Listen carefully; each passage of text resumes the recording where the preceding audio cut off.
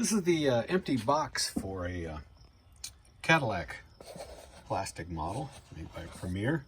Also included the instructions, but it's just the empty box, and this sold for $15. This is a fleece Ocean Pacific cap. Very good condition, might even be new. No tags on it or anything. This has been up for sale for probably about a year, and finally got full price for it though, $25. This is a realistic brand sold at Radio Shack receiver amplifier. This is a big monster, about 120 watts per channel. I found it on Facebook Marketplace and I got them down to 300 bucks, and it included some speakers and a turntable. And I just had to do some cleanup of the volume pots and switches, and it shows real nice, works great. I put it up for 1,000 bucks. Yeah, kind of overpriced a little bit, but you just don't come across these very often anymore. And yesterday I took an $850 offer for it.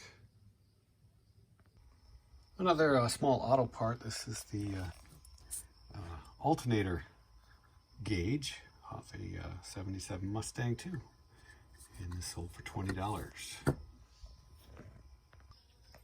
This is a pair of side marker lights.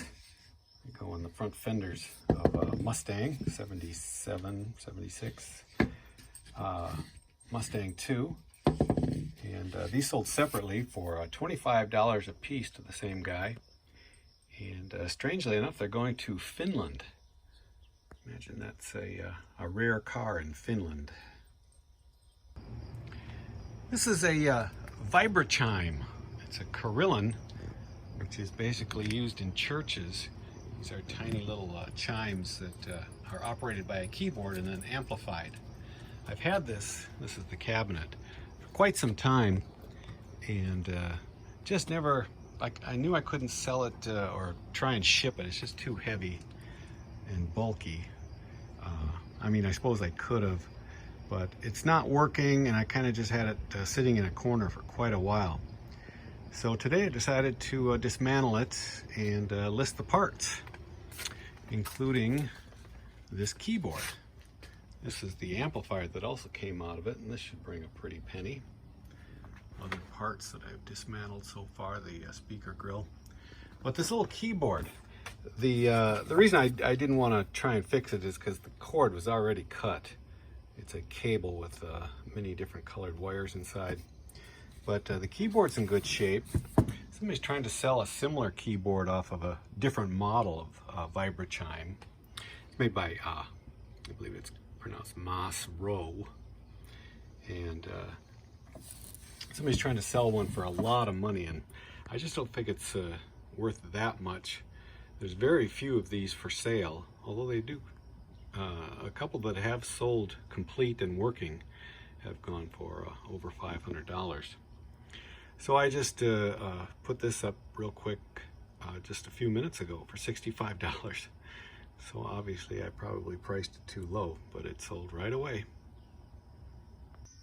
And this is the speaker that was in that Vibrachime carillon.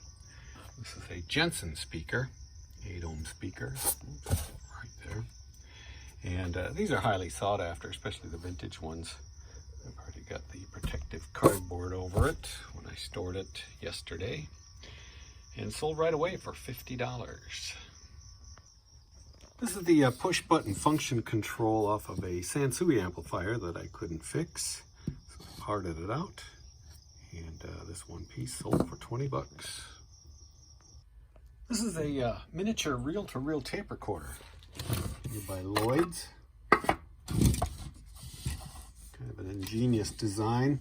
One of the wires was loose, so it didn't work when I picked it up. I got it basically for free, and soldered the wire back together, and the reels turn, but I'm not getting any sound out of it, so I sold it as is for parts, and it sold in just a couple of days for $50, going to Canada.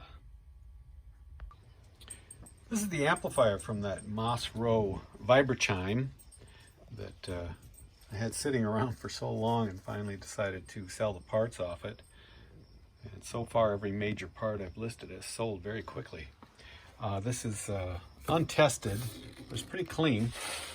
Made by Bel Air Electronics, which is a division of AT&T.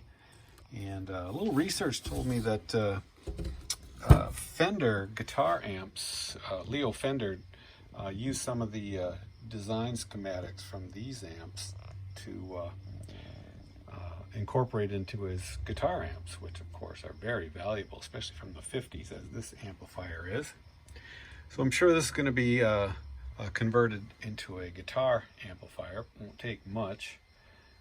And it's real clean. And I listed it for $125, and it just took less than 24 hours to sell.